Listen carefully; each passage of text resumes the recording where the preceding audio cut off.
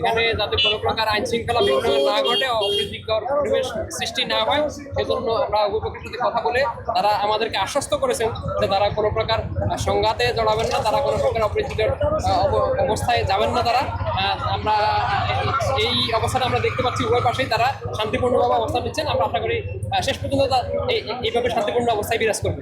কিছু জানা গেল কিনা যে দুটি গ্রুপ রয়েছে, তারা কোন গ্রুপের? হ্যাঁ, দল বলতে হচ্ছে এখানে বিএনপির সমর্থক যারা আছেন তারাও আছেন এবং জামাতে ইসলামের সমর্থক যারা আছেন তারাও আছেন।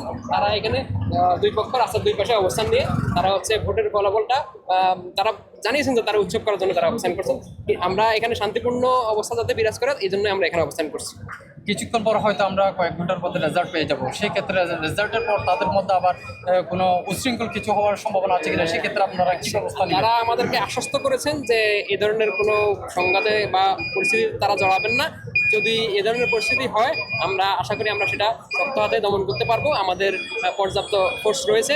আমরা ভিতরে যারা আমাদের রিজার্ভ ফোর্স রয়েছেন তাদেরকে আমরা ডেকে নিয়ে আসবো সেক্ষেত্রে। ঠিক আছে, ধন্যবাদ।